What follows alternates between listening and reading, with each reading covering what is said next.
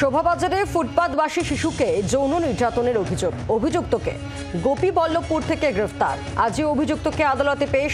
মা বাবা ঘুমিয়ে থাকাকালীন যৌন নির্যাতনের অভিযোগ, মেডিকেল টেস্টে যৌন নির্যাতনের প্রমাণ মিলেছে।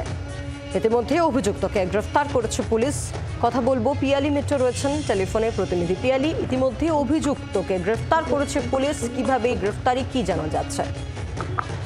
দেখো, এই ঘটনার পর পুলিশ আশেপাশের বিভিন্ন সিসিটিভি খতিয়ে দেখা শুরু করে এবং তার সঙ্গে সঙ্গে তাদের ম্যানুয়াল সোর্সকেও কাজে লাগায় এবং সেই সিসিটিভি।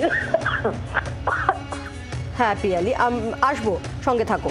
অর্থাৎ গতকালই যে খবর আপনাদের সামনে আমরা রেখেছিলাম যে একেবারে একরত্তি শিশু যৌন নির্যাতনের অভিযোগ এবং ইতিমধ্যে মেডিকেল টেস্ট করানো হয় এবং তাতে যৌন নির্যাতনের প্রমাণ পাওয়া যায়। আর এরপর অভিযুক্ত ব্যক্তিকে গ্রেফতার করলো পুলিশ। গোপীবল্লভপুর থেকে গ্রেফতার করা হয়েছে। আজই অভিযুক্তকে আদালতে পেশ করা হবে। শোভাবাজারে ফুটপাতবাসী শিশুকে যৌন নির্যাতনের অভিযোগে অভিযুক্তকে গ্রেফতার পুলিশের। পিয়ালি মিত্র রয়েছে আমাদের সঙ্গে। পিয়ালি, বলো, যেমনটা বলছিলেন। দেখো, ওই এলাকার সিসিটিভি পুলিশ খতিয়ে দেখা শুরু করে এবং তার পাশাপাশি ম্যানুয়াল সোর্সকেও সক্রিয় করা হয়। তাতে সিসিটিভিতে একজন ব্যক্তির সন্দেহভাজনের ছবি ধরা পড়ে এবং দেখা যায় তার পায়ে কিছুটা সমস্যা রয়েছে এবং খুঁড়িয়ে খুঁড়িয়ে সে হাঁটে এবং সেই ছবি আশেপাশের লোককে দেখানো হয় এবং তাতে জানা যায় যে এই ব্যক্তি তিনি শ্যামপুকুরে থাকে এবং সেখানে একটি হোটেলে কাজ করে।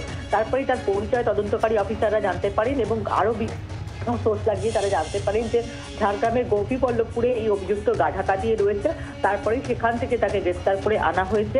আজকে তাকে আদালতে পেশ করা হবে এবং তদন্তকারী অফিসাররা যেটা জানতে পেরেছেন, ওই শিশু যখন ফুটপাতে বাবা মার সঙ্গে ঘুমোচ্ছিল সেই সময় সেখান থেকে তাকে তুলে নিয়ে এসে যৌন নির্যাতন করেছিল এই অভিযুক্ত, এমনটাই তদন্তকারী অফিসাররা জানতে পেরেছেন। ধন্যবাদ পিয়ালি।